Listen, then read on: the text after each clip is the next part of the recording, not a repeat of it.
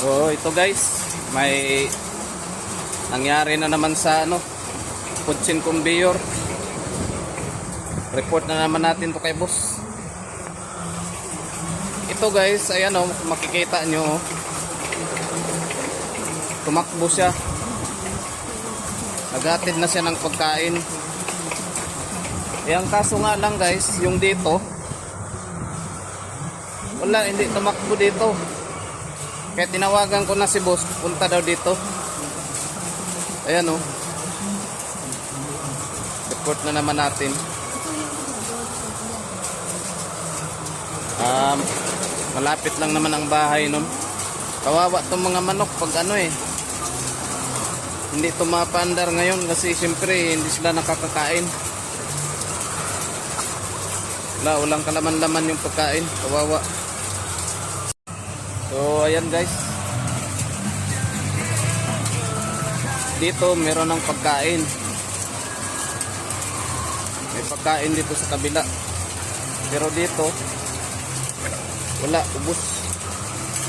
Walang pagkain kahit dito.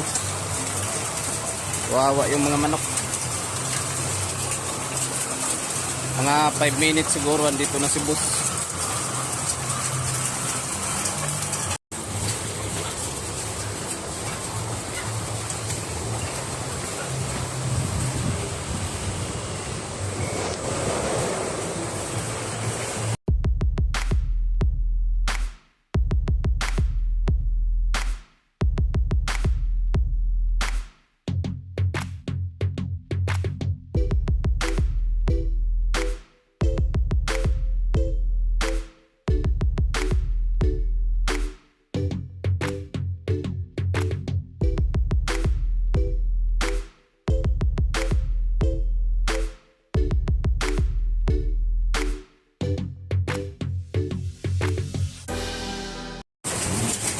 I-check daw natin guys kung tumakbo na ba daw.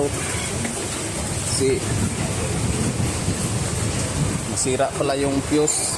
Pero bukas ayusin na to ng ayusin na ng engineer. So ito na guys, mandar na. So may pagkain na sila. Yan. So ang ginamit muna ngayon yung manual.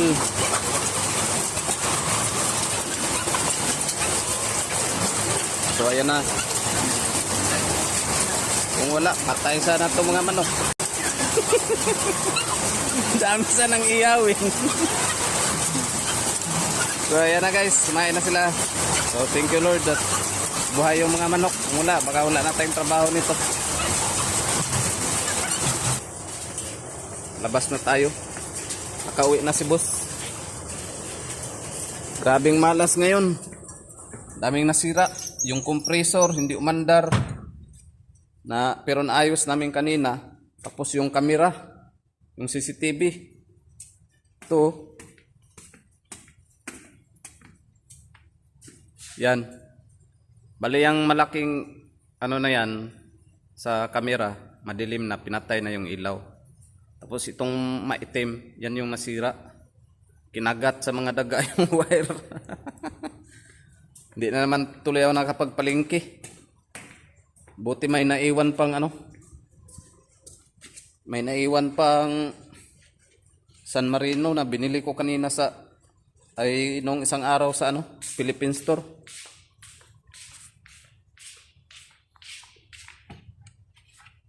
Yan guys. Buti may San Marino. So yung ulamin pala natin ngayon, San Marino na may itlog. Marami namang itlog dito. So marami pa mga itlog dito guys. Unlimited naman tayo. Yan. Pero naman tayo itlog. Pero pangit naman yung puro tayo itlog. So ang sabi ni boss, bukas daw ng umaga, pagising ko, titingnan ko raw yung Pudsin kung tumakbo ba. Kasi 5:30, mandar na yan. Yan na yung alarm clock ko bukas. So, yun lang guys. Paalam na.